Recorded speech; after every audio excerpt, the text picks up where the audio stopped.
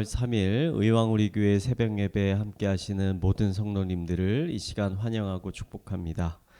이 아침에 우리가 함께 나눌 말씀은 잠언 18장 1절에서 12절까지 말씀입니다. 우리 함께 읽겠습니다. 무리에게서 스스로 갈라지는 자는 자기 소욕을 따르는 자라. 온갖 참지혜를 배척하느니라. 미련한 자는 명철을 기뻐하지 아니하고 자기의 의사를 드러내기만 기뻐하느니라.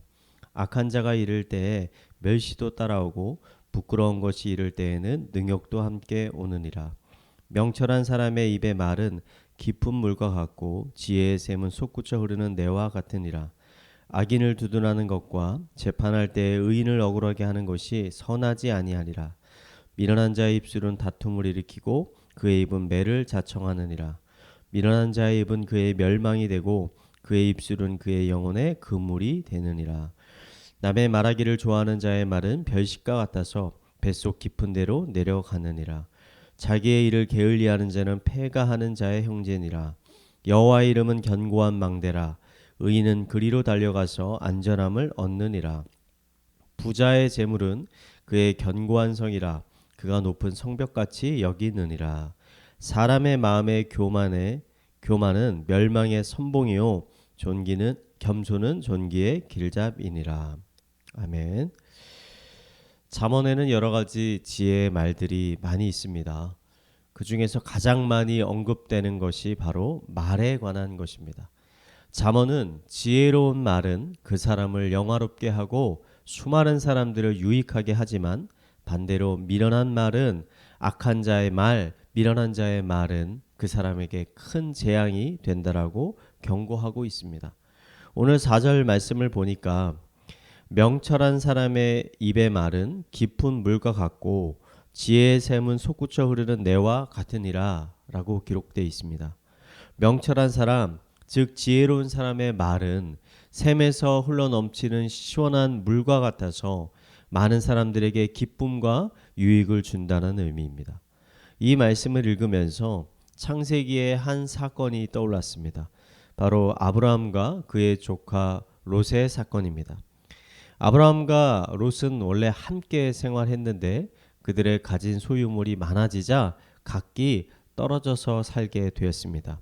이때 롯은 소돔이라는 죄가 가득한 도시에 가서 살게 되었습니다. 어느 날 하나님이 아브라함을 찾아오셔서 소돔의 죄악이 너무나 심했기 때문에 이제 소돔으로 가서 그곳에 무서운 심판을 내리시겠다라고 말씀하셨습니다. 이 말을 들은 아브라함은 자신의 조카 롯이 소돔에 살고 있다는 사실을 떠올렸습니다. 아브라함은 소돔 사람들과 롯을 구하기 위해 하나님께 다음과 같이 말하였습니다. 하나님, 소돔이 악한 것은 사실이나 그곳에는 의인도 함께 살고 있습니다.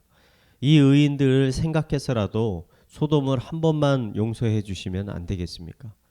하나님은 아브라함의 말을 좋게 여겨서 만약에 소돔에 50명의 의인이 있다면 그 의인들로 인해 소돔을 용서해 주시겠다라고 약속하셨습니다. 아브라함은 이때부터 하나님께 간청하여 의인의 숫자가 50명, 45명, 40명, 30명, 20명, 마지막에는 10명까지 그 의인의 숫자를 줄였습니다. 하나님은 최종적으로 만약에 소돔에 10명의 의인이라도 있다면 소돔을 심판하지 않으시겠다라고 약속하셨습니다. 우리가 창세기의 말씀을 계속 읽다 보면 안타깝게도 소돔에는 10명의 의인이 없었습니다. 오직 롯만이 그나마 의로운 삶을 사는 사람이었습니다. 하나님은 결국 그런 그를 긍휼히 여기셔서 그와 그의 가족들을 심판에서 구원해 주셨습니다. 만약에 소돔에 10명의 의인이 살고 있었다면 그들은 아브라함의 이 지혜로운 말로 인해 무서운 심판을 피할 수 있었을 것입니다. 이처럼 지혜로운 말은 자신뿐만 아니라 주변에 있는 수많은 사람들을 유익하게 합니다. 아브라함과 롯의 사건을 살펴보면서 저는 다시 한번 지혜로운 말의 중요성을 깨닫게 됩니다. 기독교인은 어떠한 말을 해야 할까요? 기독교인은 지혜로운 말을 해야 합니다. 사람을 죽이는 말을 하는 것이 아니라 사람을 살리는 말을 해야 합니다. 사람에게 저주가 되는 말을 하는 것이 아니라 사람에게 축복이 되는 말을 해야 하는 것입니다. 이 아침에 한번 자기 자신의 언어 생활에 관해서 생각해 봤으면 좋겠습니다. 하루를 살면서 나는 어떠한 말을 가장 많이 하고 있는가? 혹시 내 입술에 불평과 불만과 다른 사람들을 험담하는 말들이 가득하지는 않은가? 특별히 나와 가장 가까이 있는 가족들에게 나는 어떠한 말을 사용하고 있는지를 솔직하게 한번 생각해 봤으면 좋겠습니다. 내 말이 내 가족들에게 기쁨과 위로를 주고 있는지, 아니면 반대로 낙심과 고통과 슬픔을 주고 있는지를 한번 생각해 봤으면 좋겠습니다. 하나님은 우리에게 생명과 축복의 말씀을 주셨습니다. 요한복음은 이렇게 고백합니다. 내가 온 것은 양으로 생명을 얻게 하고 더 풍성한 삶을 살게 하려 함이라. 여러분의 입술을 통해서 이러한 하나님이 우리에게 주시려는 축복과 은혜들이 우리 주변에 있는 더 많은 사람들에게 흘러가게 되기를 이 시간 마지막으로 축원을 드리겠습니다. 우리 말씀을 묵상하며 기도하겠습니다. 하나님, 지혜롭고 의로운 입술은 왕들에게 기쁨이 된다라고 하셨습니다. 하나님께서 우리에게 허락하여 주신 입술을 잘 사용할 수 있게 하여 주시옵소서.